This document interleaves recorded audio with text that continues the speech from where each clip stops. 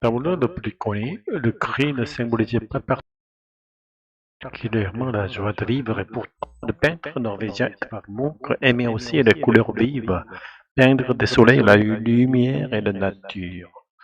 Le Munch que vous connaissez sûrement le cri, une icône de la pop culture, célèbre au point de devenir un emoji. Terrifiant au point de tout éclipser jusqu'au soleil lui-même. Le soleil, version Munch, le voici.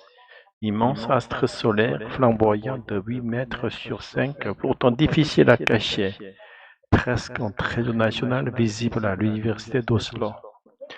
D'être entouré par tous ces tableaux de Munch, c'est fantastique, s'extasie une visiteuse. Ce que le soleil signifie pour nous en Norvège après un hiver long et rude, c'est la vie, ajoute une autre. Une œuvre à l'image de son auteur. Le travail d'Edvard Munch est un peu à l'image de sa vie. La tuberculose a emporté sa mère, puis sa sœur. Pour son frère, c'est une pneumonie. Le peintre lui-même est maladif, alcoolique et dépressif. Résultat, ses toiles ne sont pas franchement riantes. Mais tout va changer. Début 1900, l'homme se rapproche du vitalisme, un courant philosophique qui prône un retour à la nature et à une vie plus saine. Les hippies avant l'heure. Munch invite alors ses amis à Krakus, une petite ville au bord d'un fjord avec un programme très arrêté. Concrètement, il se mettait nu dehors face au soleil pour épuiser de l'énergie et faire du sport dès le lever du jour. Il faisait de la bourse, lançait des rochers, nager, manger végétarien. Un vrai programme de remise en forme entre amis, explique la spécialiste Munch, Patricia Berman.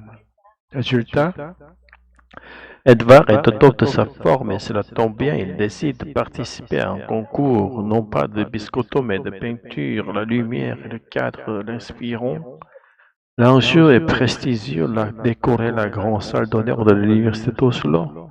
Une longue fresque, 11 tableaux pour inscrire son nom dans l'histoire. Munch est en finale, mais son style fait débat. Un style bien à lui. Il mélange la télépentina et la peinture à l'huile pour créer des effets de coulure. À cette époque, le public trouve ça moche et mal réalisé. Il utilise aussi la couleur de façon inédite. Cet homme, par exemple, a une barbe verte. C'était incompréhensible pour le public. Détail Sigurd Thomassen, guide à l'université Aula d'Oslo. Le jury lui-même est perdu et le concours est annulé. Mais pour Munch, pas question d'abandonner. Pendant 5 ans, il continue de travailler sur 150 esquisses qu'il va jusqu'à exposer. Véritable campagne de communication qui porte ses fruits. Finalement, convaincu par ce soleil, ces de science, l'université lui ouvre ses portes. Une consécration pour le peintre et l'occasion de faire rayonner son travail pour des siècles et des siècles. Le cri, le tableau le plus célèbre d'Edvard Munch, symbole d'angoisse et d'émotion intense. Le cri est devenu une icône de la pop culture, reproduite même en emoji.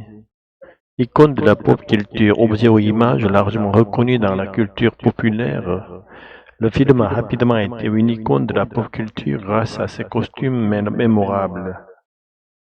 Éclipser, faire disparaître ou dominer quelque chose d'autre par sa présence ou son intensité. Sa performance a éclipsé tous les autres artistes de la soirée.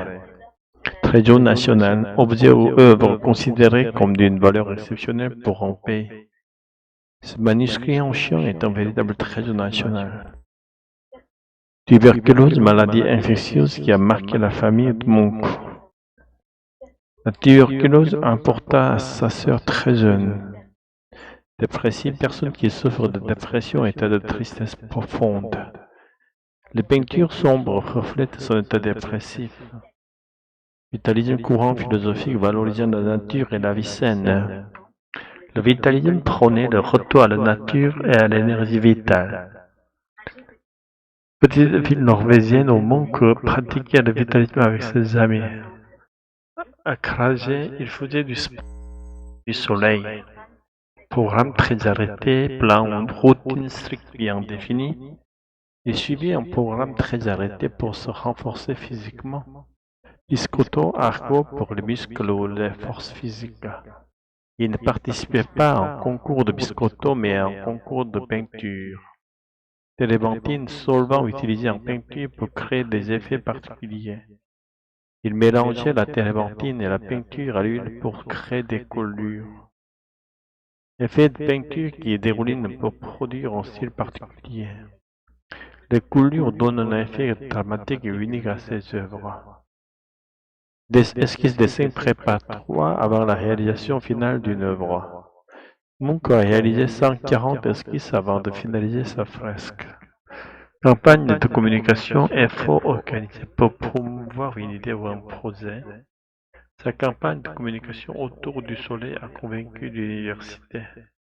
Consécration, reconnaissance officielle ou gloire pour une œuvre ou un artiste. L'exposition au sein de l'université a été une consécration pour Munch. Tu connais le tableau de clé d'Edvard Munch?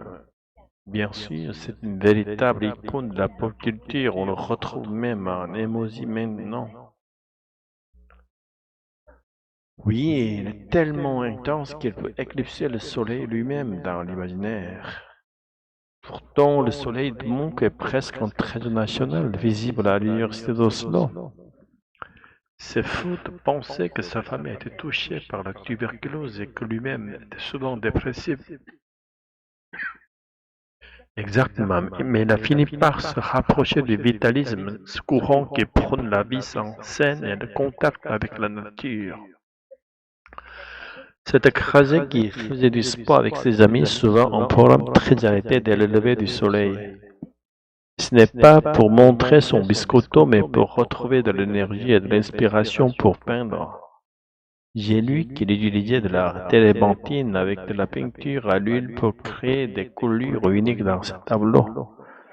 Oui, au début, le public trouvait ça bizarre. Il avait même parfois des personnages avec des détails incompréhensibles, comme une barbe verte. Avant sa fresque finale, il a réalisé 140 esquisses. C'est énorme.